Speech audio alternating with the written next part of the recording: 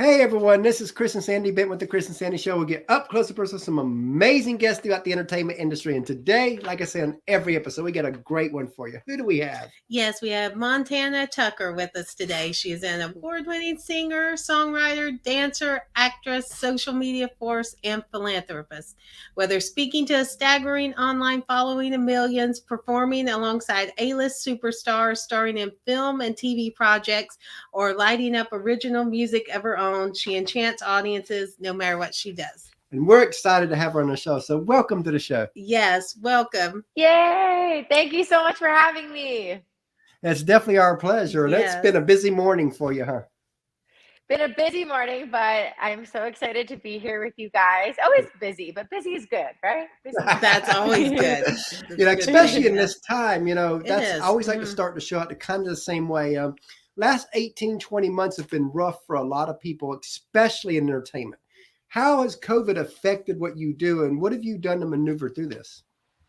Yeah, absolutely. I think it's been such a crazy time, like you said, especially for the entertainment industry. I think something that I've noticed, I released music during the time, and I think that was a bit hard because, you're used to going out to every radio station to promote your music and going on tour and doing meet and greets. And obviously we couldn't really do that.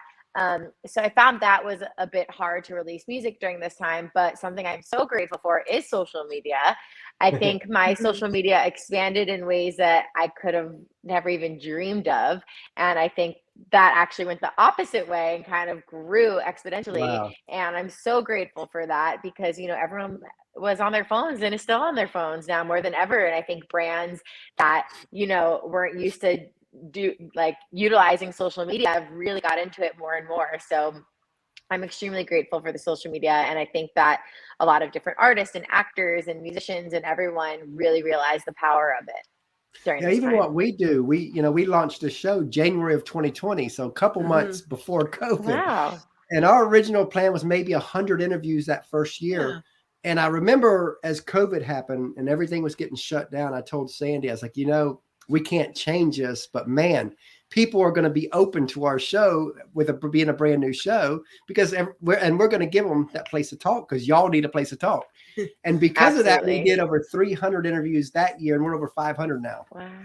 Oh my goodness. That's amazing. Congratulations. Thanks. It's been a crazy adventure having people like you come on. I think it's so amazing also this day and age. I don't know if you guys find this with your show, but I find this a lot with collaborations. I think nowadays people are always more open to collaborating and being on other people's shows and supporting other people. I think it's so incredible that I find it more than ever that people are always wanting to cross promote and cross collaborate, which I think is incredible. Yeah, that's like Hillary Roberts and Jason Wallen does their own little podcast, and we interviewed her on our show. And when she heard a little bit about our story, she's like, I got to have y'all on our show. So we end up going on their show too. And that was actually the first time we've been on the other side. As a guest on the other side. Oh no way! How did you feel being on the other side? It was different. We'd have liked to have been interviewed together, but they did it separately. Because I went through 19 years of addictions, and the first 5 years of our marriage was really hectic on her because of that. So she wanted to hear both sides of the story without her leaning on me. Wow, that's incredible. I have to get a link to that later so I can listen to it. We'll definitely do that. But so when a lot of people would ask, when did you know you wanted to be an entertainment dancer and all of that? But I always like to go deeper than that. When did it click for you that this could all be a career? From as far as I can remember, I have just loved entertaining in general. My mom found recently these tapes of me when I was younger, before I was actually doing this as a career. And I would have sleepovers with my friends, and they would think they're just coming over for a normal sleepover. And I would make everyone put on costumes, and we would act out the Wizard of Oz. I would be the good witch and the bad witch, and they would be like Dorothy. And I just loved putting on shows. And I think from that young age until now, that's why performing is my favorite thing ever. because I just love putting on shows. And so started off at a young age, and then for a while people would always come up to my mom like, you need to get her into modeling, you need to get her into modeling. And I would beg her, and my mom, you know, heard all the negative things about the entertainment industry, and so she wanted me to stay as far away as possible in the beginning. Now she's the most supportive and manages me and like is fully involved. But you know, in the beginning she was a little bit nervous, and finally after a lot of begging she let me start modeling. And from modeling that led into dancing, and then I was a backup dancer for Ashanti and Ma when I was 13 years old. As an actress and model, I did a TV show with Ariana Grande called Adventure Kids, which was awesome. I did Barney, Land of Make Believe, which claimed to fame. So I did a lot as like a child actress, child model. And then I always wanted to dance, and got into dancing and became a backup dancer. And then from there, I was like, I want to be that artist. You know, I don't want to just be a backup dancer anymore. I want to be that artist. So then, it was pretty cool. I got to promoters who knew me from dance, knew that I was becoming an artist, so booked me to open for like Lil Wayne, Ciara, Pitbull, all these Flo Rida, all these awesome artists. And then I had a song like in the Step Up to the Streets movie and Bring It On movies and all kinds of things. And then, it's kind of crazy. I took about a 5-year break. My parents went through a pretty crazy divorce, to say the least. And so I took about 5 years off from my career when it was kind of at its height. It was incredible. This is before I was really pursuing social media, but everything in the mainstream area was going well. And then after the 5 years, I never stopped loving what I did. I just kind of had to take that break and for me mentally, and I got back into it and went on a tour in China, a month and a half tour. I was there 45 days, had 38 shows, and went to about 17, 18 different cities. So it was pretty crazy. And I was performing as an artist. And from there, I was like, I just never stopped loving this. And I was still living in Florida at the time, by the way. And I was like, you know what? Like, if I want to do this full time, I got to get out to LA. I got to go out to LA. So I went out to LA, and I was still trying to figure it out, the traditional route of like, you know, taking dance classes and recording with whoever would record with me. And I kind of got thrown into the social media world very randomly in a way that I really never expected, honestly. And from there, it's just kind of the rest is history. I mean, in the past few years, I'm so grateful for all the opportunities and everything that's happened. And it's just been amazing. And social media has really been a great place to showcase dancers. Because, you know, dancers really never had that place to where they can showcase themselves. But then you got, Instagram Reels and shorts on YouTube and all that. And TikTok. That's been a game changer for the dancing community. Absolutely. I think it's so amazing because I feel like dancers are always known as like backup dancers. They're like props or accessories to the artist. And I think it's so incredible. And even as an artist myself, not solely a dancer, but, you know, a musician as well, I think it's amazing because it's bringing back, you know, the artists I look up to, J-Lo, Britney, old school Britney, Janet Jackson, Michael Jackson, like those were true artists who were also true dancers. Like, you know, J-Lo was a dancer first, Britney was a dancer first. So all these artists were actual dancers before becoming singers. And so I think it's incredible that these apps give dancers a platform, and, you know, like myself, to be able to become that true artist, you know, that is a dancer as well. Love that. As you know, a lot of people, they see the glory in everything you do, but they don't see the grind, the sacrifice, the tears, the struggles it takes to get there. And I always want to talk about that side of it, because I think a lot of people gloss over this. They think, you know, they want to think if you got talent, you can make it. But we both know that it's far from that. So much more has to happen. So let's take a few moments just to talk about some of the sacrifices and struggles you've had to go through to get to where you are today. Absolutely. Listen, with apps like TikTok and stuff, it is very possible for you to post one video and your video just blow up overnight and you become famous. That is definitely 1 in a million possibility. Absolutely. We all have heard those stories. I have been doing this since I was 8 years old, right? So in the entertainment industry, whether it was modeling, acting, dancing, singing, you know, and so it's been an amazing journey, a tough journey, but I'm so grateful for it, because I feel like all these different paths that my life and my career has taken me on has led me to where I am today. And I'm so incredibly grateful. You know, I'm now getting back into acting. I have 2 movies that I'm working on right now. I'm signing with a very, very big agency that I can't wait to disclose to everyone soon. That's just a dream come true. And so it's, you know, nowadays I feel like you don't have to just do one thing. You can do all of it. And it's a full-time grind. I mean, I work 24/7, you know, literally 24/7, but I love it so much, you know, but filming these videos, it's not easy. It can be very stressful. It's a lot of hard work, but when you love what you do, you don't even think of it as that until like you're home and you're like, wow, I'm tired and I'm on my couch. Oh, now I'm not moving. But while you're doing it, you don't realize like the intensity of it, but it's super intense. And listen, you could work, sometimes I work so hard on a video and for some reason that video like just didn't do well. And I like sometimes you get discouraged and you get down on yourself. It's very easy to do that.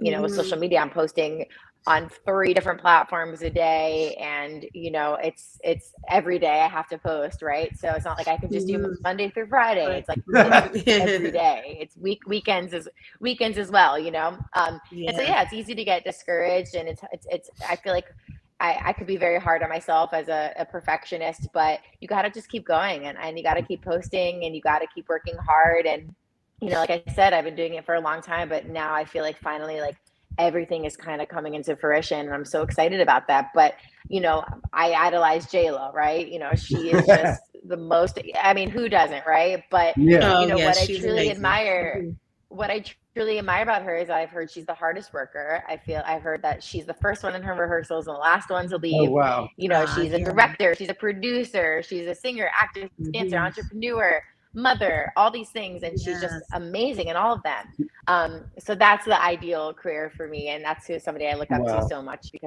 and I just love that she is such a hard worker.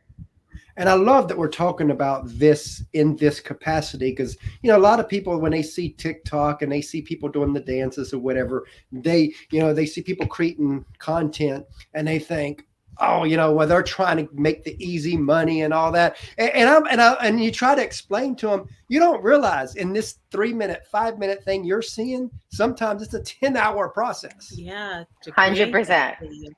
Oh yeah, 1,000%. And I think that also it's hard to stay true to yourself. I feel like when there are things like trends, you know, these days that you have to kind of stay up on. I was actually having a conversation with Paula Abdul. I don't know if you've seen, but I've done a few videos with her.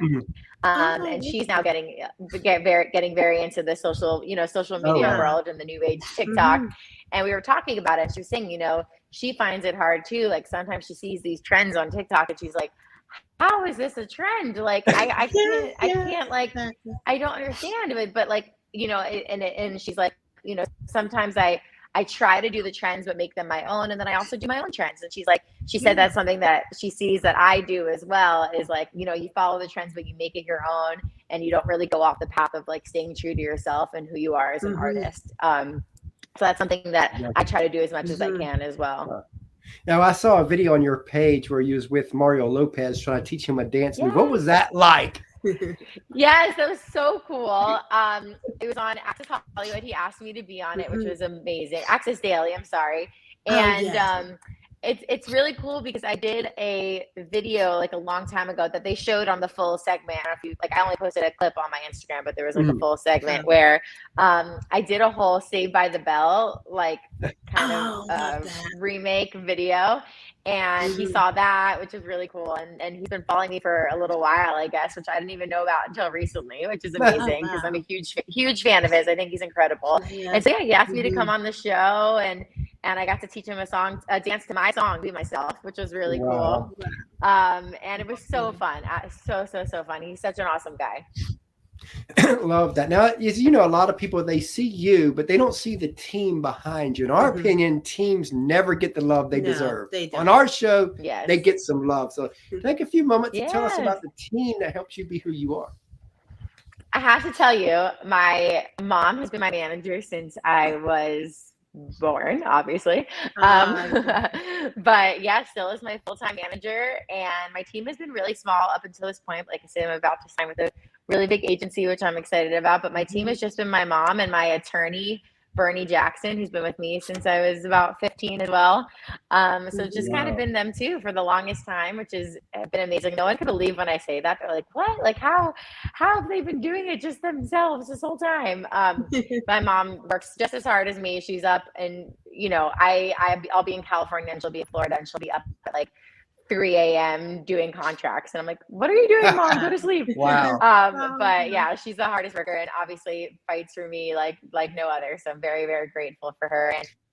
And, you know, as I enter this kind of new stage of my career, we realize that we kind of have to have like a bit of a bigger team. So we are announcing that soon. But yeah, it's been amazing. So now you probably have 1,000 of these stories, but think of one that kind of stands out. But tell us a story where your mom went above and beyond for your career, and you were kind of like, wow, she really gets it. This is my passion. Honestly, forever. Like honestly, since I was little, I mean, I used to do modeling in New York, and she would travel with me. We would go to New York during the weeks, and then we'd fly back on the weekend because I have an older sister, and my mom was married at the time. And you know, we did that for an entire summer, every week, back and forth. I don't know a lot of moms that would have done that, honestly. And she sacrificed like her personal life so many times for me in numerous ways. And even from when I was younger, you know, you hear about the stage moms and stuff like that. She always was like very strict on my school. Like said, if I want to do my career, then I have to do well in school. That was really important to her. And also there were many times where it would get really tough. And she's like, are you sure you want to do this? Are you sure this is what you want to do? Like she never forced me to do it. Like I said in the beginning, she at first didn't want me to do it. But then once she realized once she realized how passionate I was, but then it was more like, are you sure you want to do this? Because this is a tough career. It's not easy. Are you sure this is what you want to do? You know, because there have been so many times I've been told no, or, you know, like when I was younger, that's actually why I stopped modeling. Because I do a lot of body image videos on my page because, you know, you compare yourself to people all the time. And I was like, I'm so much fatter than the other girls, and the other girls look skinny. And I, you know, you get like in your head at a young age. And so that's why I try with my platform to always like promote all inclusivity, like everyone's beautiful the way they are. Because I feel like at a young age, I had that in my head a lot. Wow. Now I read you're actually on a label too. Yes. Well, I was signed to Pitbull. I only did a few single deal with him, which was really amazing. Okay. But now we're independent. We're independent. But Pitbull was incredible. Absolutely incredible. That is awesome. And now you get to control all the shots. Yeah, it's pretty good. Yeah. Yeah, gotta love that. And you know, speaking of teams, we have a third co-host, our little 10-year-old that we bring on to ask a couple questions. So Sandy's gonna go get him. Oh my gosh, that's amazing.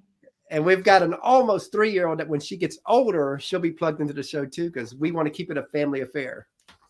Oh my gosh, that is adorable. I love that so much. See, you work with your family also. Yep, exactly. Yeah. And we call him our secret weapon because people love, you know, we could do an interview, and if the guest is talking about that interview a couple of days later on a live, they almost always mention him. So we're like, okay, well, if they don't remember nothing else, they'll remember him. Oh my God, I'm so excited to meet him. Yay. So while we're waiting for her to get him and all that, what are you currently working on? I'm currently working on these 2 movies that I can't fully disclose yet, but I can't wait to announce that as well. So that's exciting because acting has always been a huge passion of mine. But like I said, in my career, I've kind of had to shift focus a few times. But now I said for 2022, I'm doing it all. That's it. I'm doing it all. So I'm really excited about that. And new music very soon. I'm going to be recording within the next few weeks some new music, which I'm excited about because, you know, social media takes over. Hey, hi, Montana Tucker. So, what's your favorite food? How are you? My favorite food. You might make fun of me for this, but it's French fries. Ooh, because what's yours? Mine is pizza. Ooh, pizza might be my second favorite. Now he would eat it all day. Give it to him. Same, but can't do that. Exactly. Okay, so what's your favorite TV show and movie? My favorite TV show movie. Right now, I really like Euphoria, the show Euphoria on HBO Max. It's really good. But that's just right now. I have so many favorite TV shows, but that's just right now. And my favorite movie, all-time favorite movie is Dirty Dancing. It's such a good movie because it's an amazing love story and dance movie. I also love The Notebook and Titanic, probably like That's every Sandy's girl favorite. ever. And last but not least, I love the Greatest Showman. That's an amazing movie. That's a good one. Yeah, before my Have you mom seen passed away. Oh yeah, that was a good one. Yes, we have. And the Dirty Dancing, I remember before my mom passed away in 2003, she would watch that thing every day. No way. Oh, That was her favorite of all time movie. It is so incredible. All right, my favorite TV show is SpongeBob, and my favorite movie is The Minions. Ooh, those are good. SpongeBob will always be good. I love SpongeBob. Yes. And they still Who's doing your new favorite ones. character? Who's your favorite character? Of SpongeBob, Patrick. Patrick. Yeah. Bye, thanks. Bye. Nice to meet you. Yeah, he loves to do the show, and like I said, he's been on almost every episode, and he's a kind of our secret weapon. He's incredible. I'm so happy I got to meet him. So if you could co-write with any artist, dead or alive, who would it be? Co-write. I mean, someone I would just love to do a song with in general is J-Lo, of course, because I just love her so much. That makes sense. Oh my God, that would be beyond incredible. But if it's dead or alive, I mean, Michael Jackson, that would be pretty crazy. Because he was such an incredible songwriter as well. And obviously the artist just. Can you imagine if you put him and J-Lo in the same room? Oh, I would probably pass out. I'd probably pass out. Yeah. Yeah. Every time I see it though, because I've had a chance to meet her a few times and do a video with her and everything. And every time I'm around her, I literally I get so, you don't understand. I've met so many people in my life. I am so chill. I'm so cool. I don't care. Like I act totally normal. But anytime I see her, I just freeze up and get so awkward because I love her so much. You know what's funny about that is I remember when we were first starting the show out, it was actually geared to up and coming country artists. That was the roots of the show. Yep, and it evolved. But evolved from there because of COVID. But I remember our first kind of big artist that we brought on was Cassidy Pope. And I'll never forget the moment that she's talking. And I remember her talking about a surreal moment where she met so-and-so. And I'm just sitting there thinking, okay, this is kind of a surreal moment for us.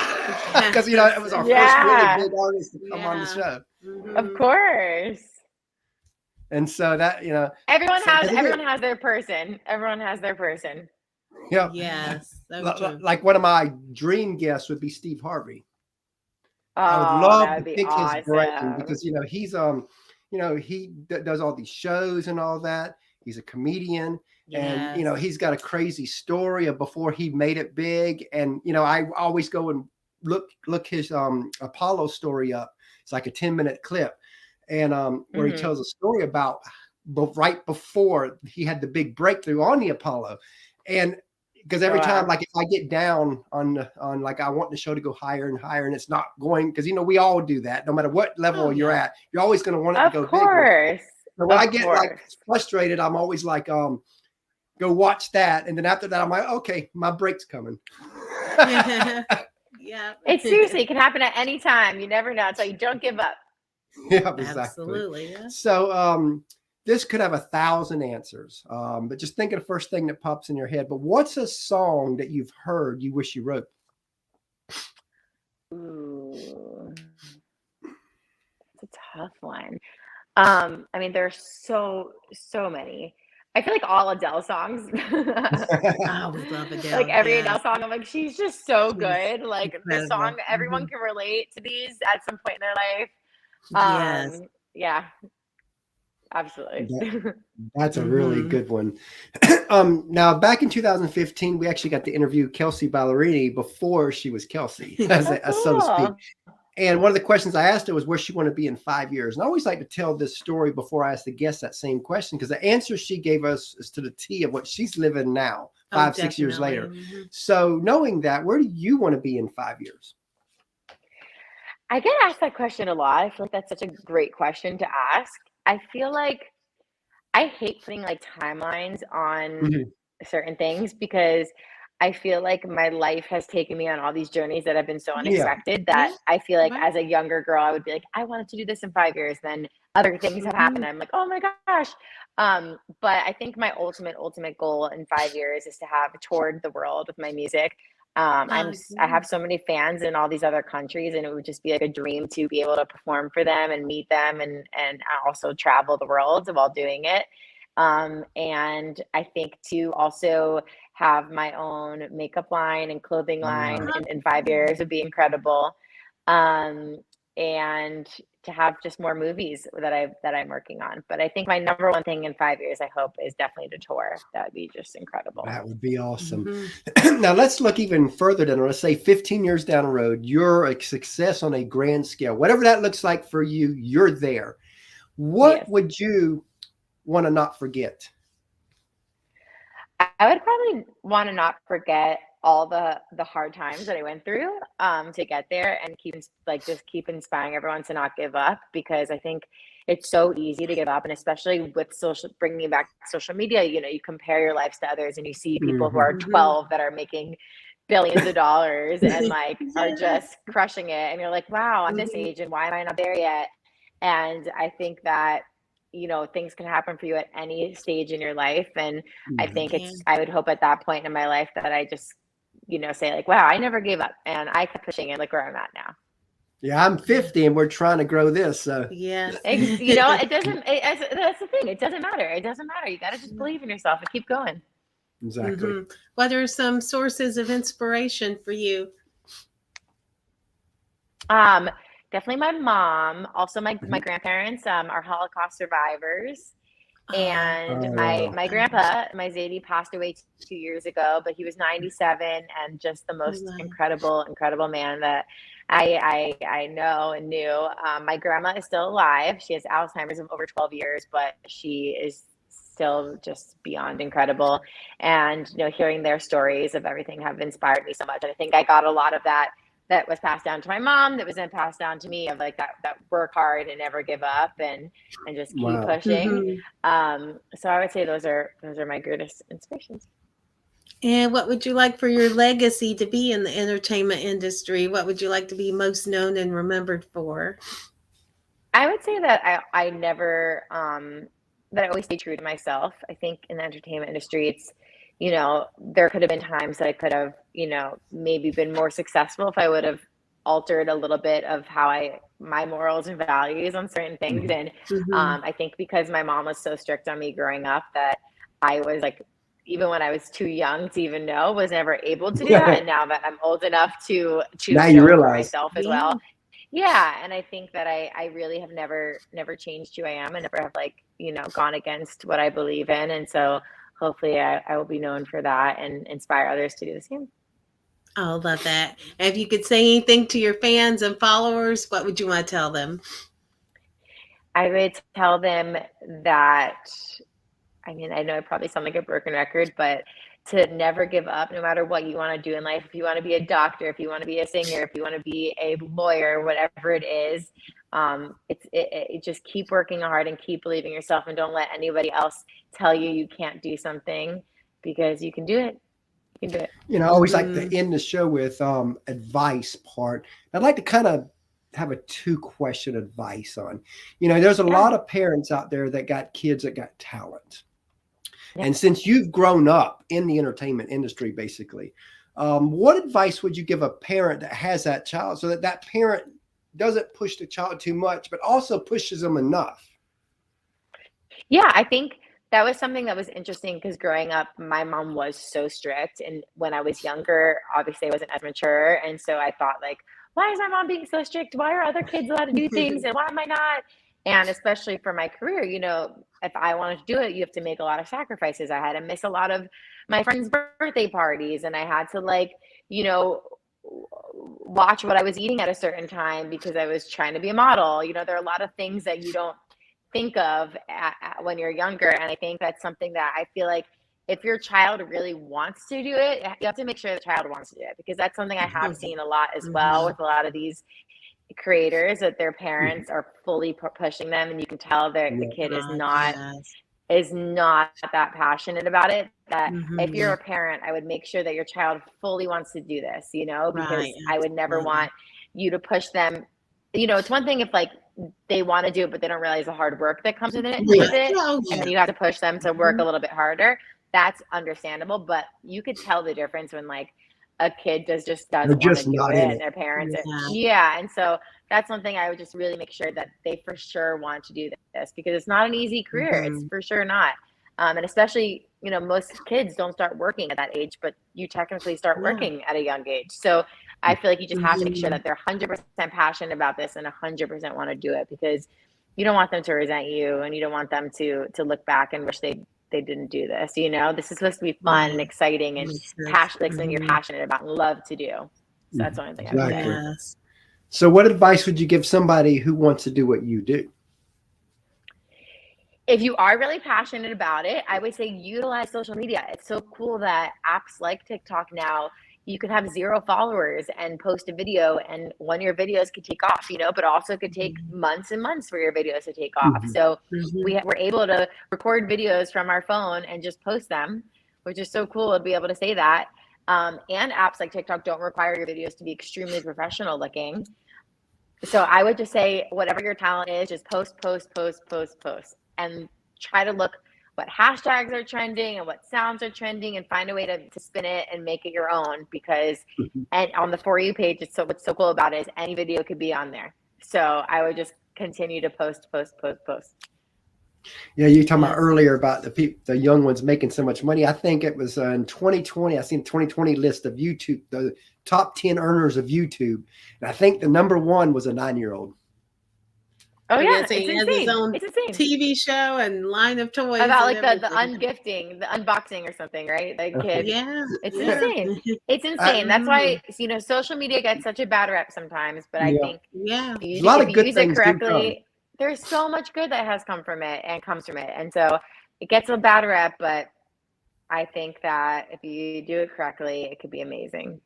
Like I remember Gary Vee making a statement, because you know there's a lot of people, the older generation, that believes that if you're not working hard, then you're not a man or a woman and all that. And I remember Gary Vee making a statement about that on one of his videos. I'll never forget this, because he says, for all you baby boomers and Gen X's out there who think that this new way of making money is not the right way, he says, if this would have existed when you were younger, you would have done it.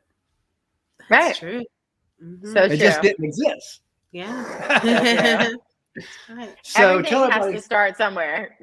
Exactly. And it's crazy the money that people are making, you know, on YouTube and TikTok and all that. It's a whole new world. And that's why I would never frown on our kids if they grow up and they want to be a TikTok star or all that. I don't have a problem with that, because again, I know that there is a career there if they work, do the work. They choose it. Absolutely. So tell everybody how they can find you. Yes. Well, thank everybody. Thank you all for watching and listening. All of my social media is at Montana Tucker. So TikTok, Instagram, YouTube, Snapchat, Twitter, all the things at Montana Tucker. And, you know, we really enjoyed having you on the show today. And we look forward to having you back down the road. Thank you so much for having me, guys. Oh, also Spotify, if you want to hear some of my music, it's Montana Tucker. Can't forget that one. Got to spin. Yes. All right. Yes. Thank you guys so much. Thank you. We appreciate you coming on. So nice to meet your son. Bye.